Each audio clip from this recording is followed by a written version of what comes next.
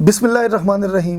अस्सलाम वालेकुम दोस्तों, आप देख रहे हैं यूट्यूब चैनल चिराग और मैं हूं आपका मेज़बान रियाज आदिल। दोस्तों, आप जानते हैं कि चिराग बच्चों के अदब के फ़रोग़ के लिए बनाया जाने वाला यूट्यूब चैनल है, यानी ये आपका अपना चैनल है। इस चैनल पर जहां बच्चों के लिए तफरी और दिलचस्प मवाद पेश किया जाएगा, वहीं बच्चों के लिए लिखने वाले यानी बच्चों के अदीबों के लिए भी तरबियती मवाद और तफरी मवाद पेश किया जाएगा। इस सिलसिले में हमने दरख्वास्त की थी जनाब अहमद आतिफ सिद्दीकी से, जिनका नाम और काम किसी तारुफ का मोहताज नहीं, कि वो आपके लिए तरबियती लेक्चर जो है वो तैयार करें और आपके सामने पेश करें। ये जो लेक्चर्स की सीरीज़ है, आज आप देख रहे हैं इस सिलसिले का 8वां हिस्सा। तो समाअत फरमाइए अहमद आतिफ सिद्दीकी साहब का लेक्चर बच्चों के लिए कैसे लिखें। बच्चों के अदब की चंद असनाफ के तहकीकी लवाज़मात आपकी खिदमत में पेश किए जाते हैं। कहानी के क्या लवाज़मात हैं ये देखते हैं। बच्चों की ज़हनी और अखलाक़ी तरबियत करने में कहानियों का जो हिस्सा रहा है, उसकी अहमियत, अफादियत और इसके असरात से कोई शख्स इनकार नहीं कर सकता।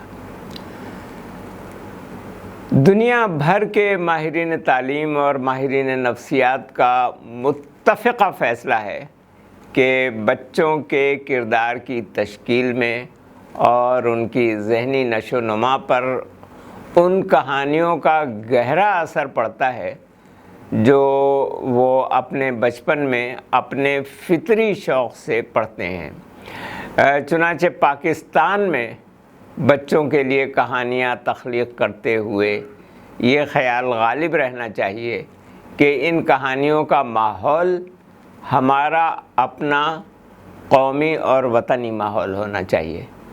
इन कहानियों में मख्फ़ी पैगामात के ज़रिए से बच्चों में नेक और अच्छा बनने की उमंग पैदा होनी चाहिए और उनके दिलों में हुब्बुल वतनी और तरक्की के जज्बात और अज़्म को उभरना चाहिए।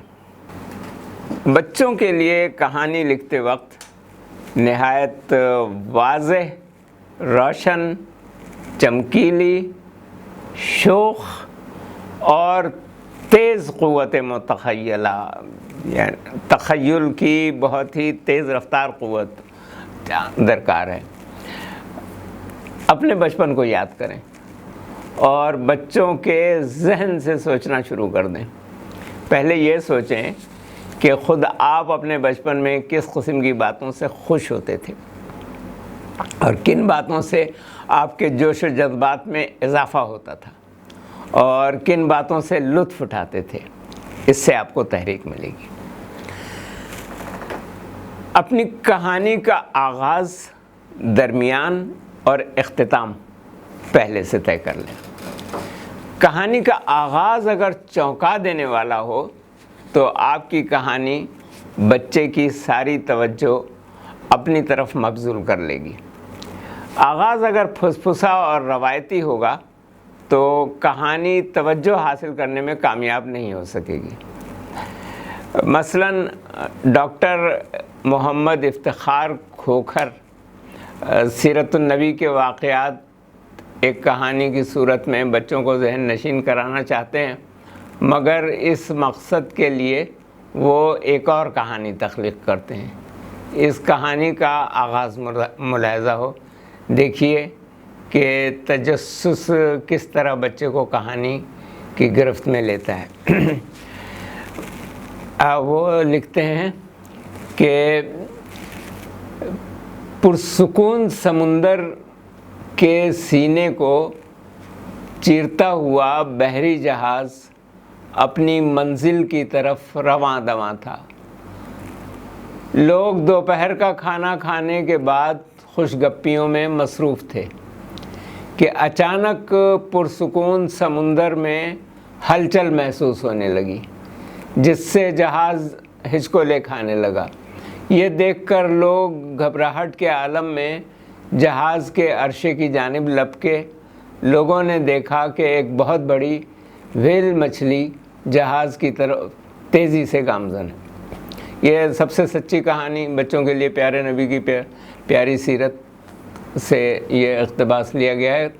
اچھا، آپ کو کہانی کے آغاز میں، کہانی کے دوران میں یا کہانی کے اختتام پر اپنے قارئین کو پیارے بچوں یا اسی قسم کے دوسرے الفاظ سے مخاطب کرنے کی ضرورت نہیں ہے۔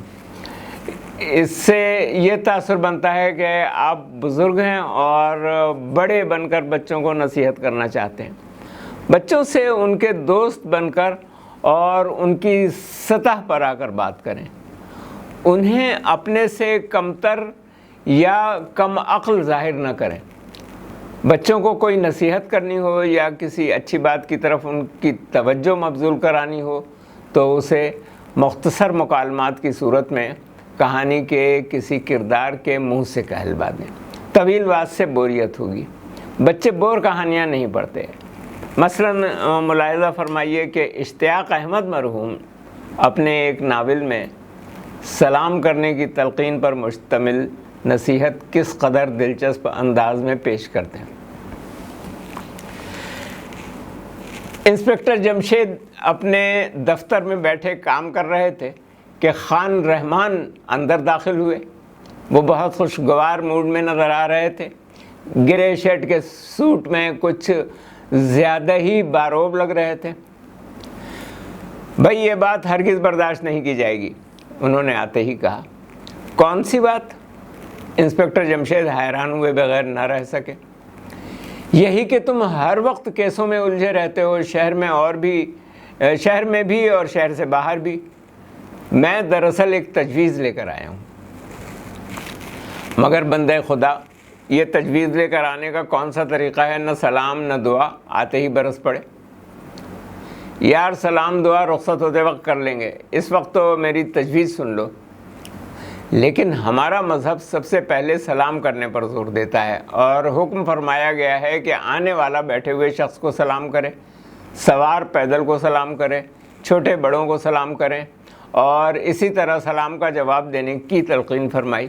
انسپکٹر جمشید نے مسکراتے ہوئے کہہ رہے تھے، کیا بات ہے، کیا آج کل تمہارے پاس کوئی مذہبی کیس آیا ہوا ہے یا تم نے دین کی کتابیں شروع کر رکھی ہیں؟ خان رحمان نے حیران ہو کر کہا، دین کی کتابیں تو میں ہمیشہ پڑھتا ہی رہتا ہوں، یوں بھی 5 وقت کا نمازی ہوں، تم جانتے ہی ہو۔ ویسے میں نے تو ایک عام بات کہی تھی۔ انسپکٹر جمشید مسکرائے۔ اچھا بھائی، اگر یہ اتنا ہی ضروری ہے تو میں معافی چاہتا ہوں، بلکہ نئے سرے سے کمرے میں داخل ہوتا ہوں۔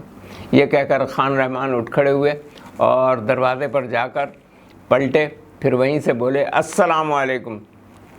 اور نہ صرف انسپکٹر جمشید بلکہ کونے میں بیٹھا ہوا سب انسپکٹر اکرام بھی ہنس پڑا۔ وعلیکم السلام۔